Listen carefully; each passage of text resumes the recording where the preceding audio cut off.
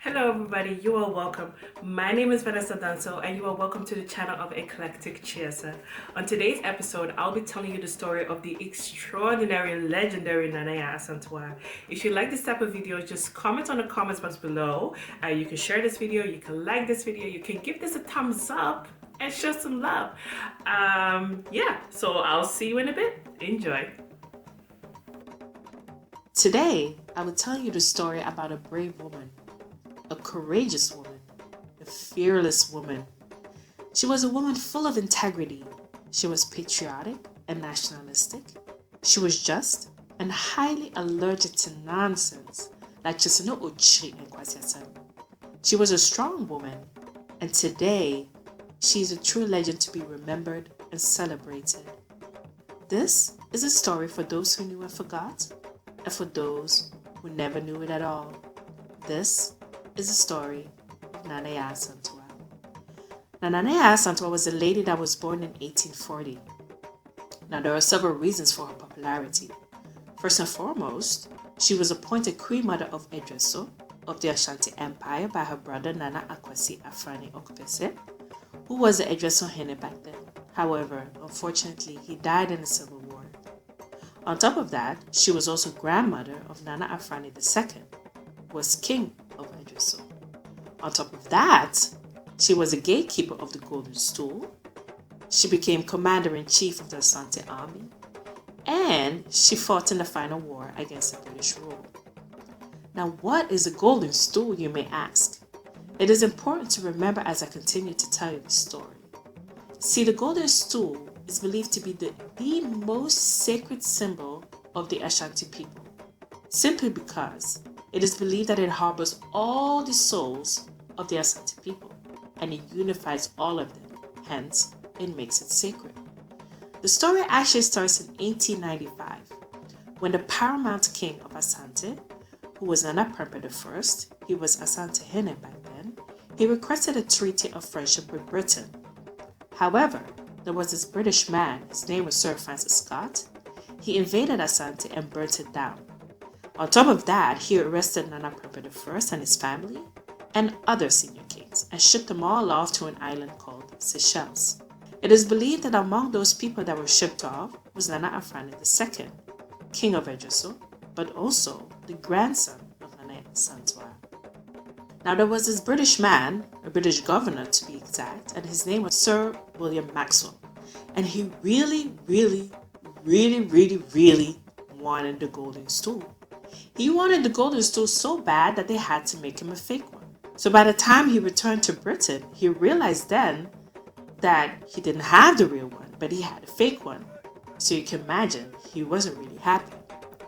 On the 28th of March, 1900, a new British governor called Sir Frederick Hodgson, he called a meeting for all the kings and queens to attend in the British fort in Kumasi. And basically what he said in that meeting was, "Why haven't you brought me the stool?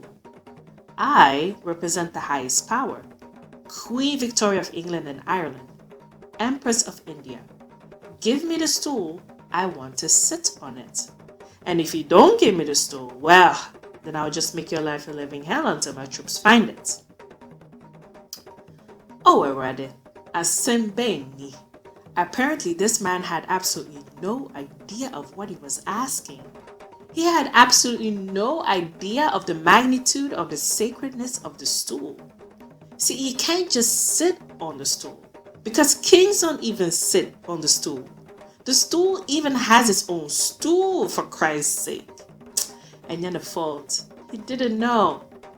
Anyways, after that, Nana Yaa Asantewaa called a meeting with the remaining kings to talk about how to solve the issue. And some of the kings suggested that perhaps, maybe, they should beg the British to return the king back to them. They seemed rather cowardly, and she got so annoyed and basically said, "Ah! Madimo ho yao papa, abufu sem kwakwa."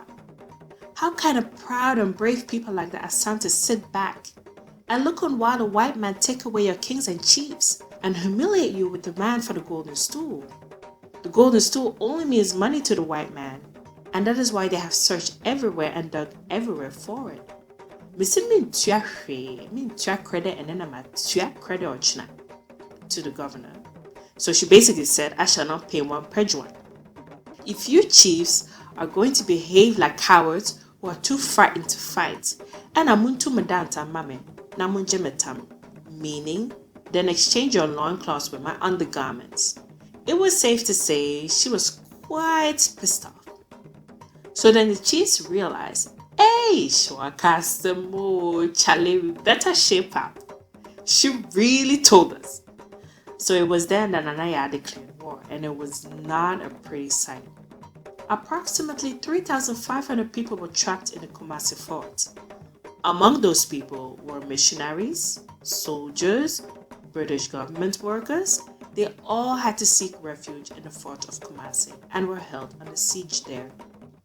But because the walls of the fort were too thick, the Ashantis couldn't get to them. So she had to think of another idea.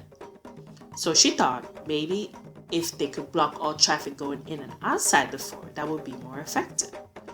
So she blocked all traffic going in and outside the fort, so food supply inside the fort was getting low. There was no meat, so they had to eat rats and mice. Ammunition was also running low. Water was running low. Diseases like smallpox and yellow fever was rising, so the death toll was also rising. So 2 months after the siege, Nana Yaa Asantewaa decided to let the sick people go and the women, not knowing there was a message sent out with it. Now this message reached the Cape Coast, then Nigeria, and then Sierra Leone. Then a large and strong army was mobilized to Kumasi and broke the siege 11th of July 1900. By 1901, all the kings were arrested except for Nana Yaa Asantewaa.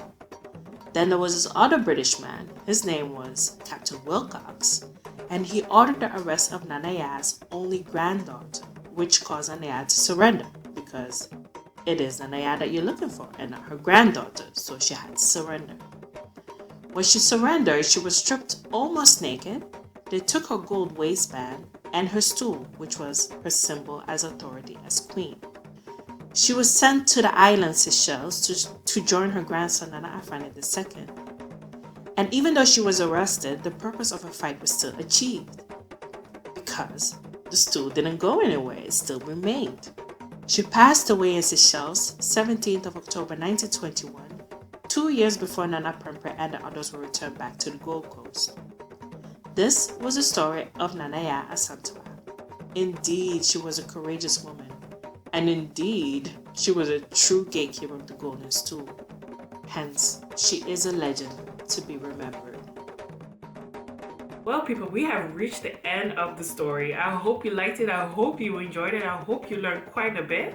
If you'd like to have a bigger picture or get some more details, just click on the link below and it will direct you straight to the article. So I'll see you in the next storytelling. Bye.